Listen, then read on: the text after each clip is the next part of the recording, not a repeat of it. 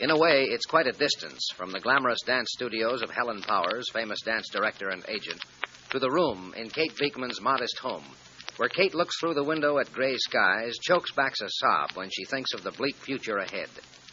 But as we're about to learn, Kate is much closer to Miss Powers than Kate dreams. For at this moment, a tall, well-built, exceedingly handsome gentleman enters Miss Powers' studios, taps on the door of Miss Powers' dressing room. Come in, Suzanne. It's Herbert Selby, Helen, but may I come in anyway? Well, Herbert, of course. How are you, my sweet? How nice of you to drop in. And how are you? You look a bit tired. I am. Been working very hard spinning the wheels of commerce. I intend to let commerce spin its own hoop over the weekend. Going up to the line? Mm-hmm. You be there this weekend? I'll drive up with Anita and Reggie if the weather's nice. Busy day? Frightful. How I envy you barons of industry. Don't. Oh? Something wrong at Consolidated Sales? You know how it is, Helen. Business is frightfully complicated. Which brings me to my point. What point? The reason I came to see you. I have a selfish motive, my dear. Do me a favor? Well? Actually, it's a favor for my vice president. Oh, the butterball who walks like a man. J.T. came to see me about some young girl, dancer. Beekman. Really, Herbert, are you boys in the automobile business or the entertainment business or the nightclub business? I'm puzzled and confused. And also very pretty. Well, how would you like to dissolve my pretty confusion? In other words, what's this all about? Well, business is complicated, but in a way it's simple. We've had several good years with the motor company. It leaves me with large cash balances on hand. J.T. is putting the capital to work for me. Various investments. I don't like that fat man, Herbert. I don't like the way he looks, or the way he looks at me. I don't like the way he refers to you as the big fellow. Neither do I. Then why don't you get rid of him? What does that mean? It means you don't understand, Helen. J.T. is useful in spite of his personality. Now, about Miss Beekman. I can't book her, Herbert. The girl was injured in an accident. She'll never dance again. I informed your fat vice president. I know, but still he wants the girl to work in the club. As I understand it, she can do routine work. If she will. The girl must work. Then why doesn't J.T. offer her a job? Well, he could. But he wants to be certain she'll accept. The girl has a tremendous respect and admiration for you, Helen. As don't we all. Oh, everybody loves me. You want me to talk to her? Will you, Angel? For me. All right. But, Herbert, after this, leave me out, Business is too complicated for me. And pour me some brandy. You know where it is.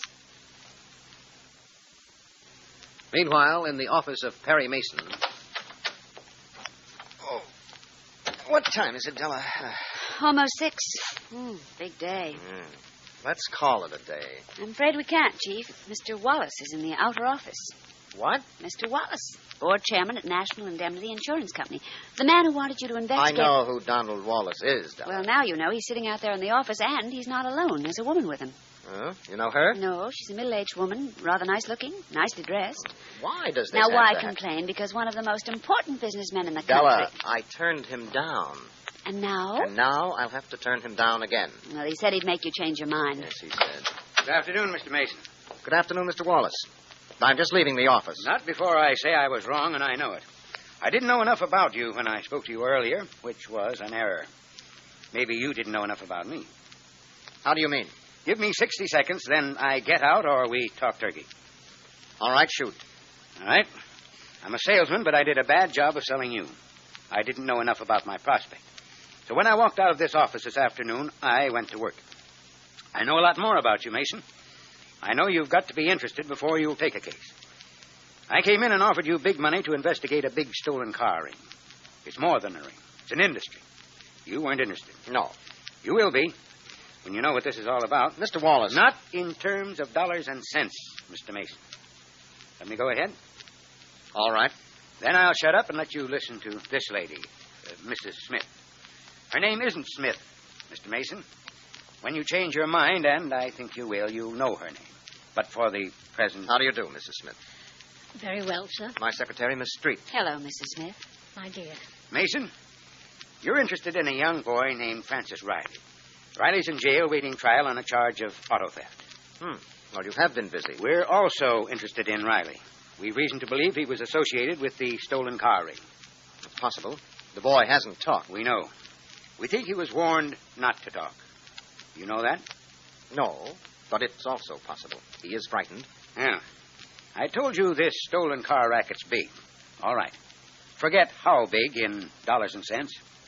Think how big in terms of human beings. Boys and girls like Frank Riley. We believe that racket recruits boys and girls to steal the cars. What? Yes. Recruits them, corrupts them.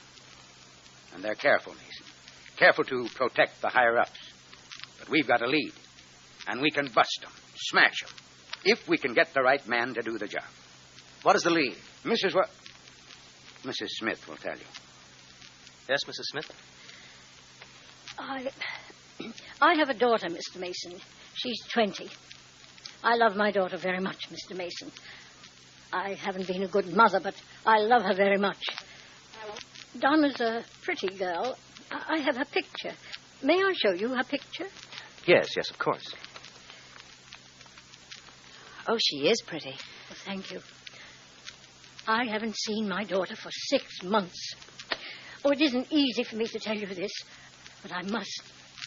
Are you all right, Mrs. Smith? Yes, I'm all right. There was no reason for Donna to run away. At least I didn't know the reason. Our family's fortunate. She's always had everything. Perhaps she'd had too much. Perhaps I had too much. I was too busy to see what was happening to my daughter. Is your daughter mixed in this? Mr. Wallace he's a close family friend. I didn't suspect anything until Donna ran away. And we turned to Mr. Wallace. Had detectives working for months, naturally. Mm-hmm. And? I heard my daughter speak once on the phone. I heard only a name when I told Mr. Wallace. I had heard the name before. Is it connected up with the stolen car racket? Yes. Just a single name. Common, maybe coincidence. But when you put this and that together, it doesn't look like coincidence. And it doesn't look pretty. If we're right, and Lord knows I wish we were wrong, what happened to this girl and to Frank Riley has happened to hundreds. I said hundreds of young people. They are what this thing is all about, Mr. Mason. Now, don't misunderstand me. The dollars and cents are important, too, and I'm no sentimentalist. A lot of those kids were going bad anyway, and nothing could keep them from going bad. But a lot of those kids were decent, which means we're up against an evil, corrupt, ruthless organization, Mr. Mason.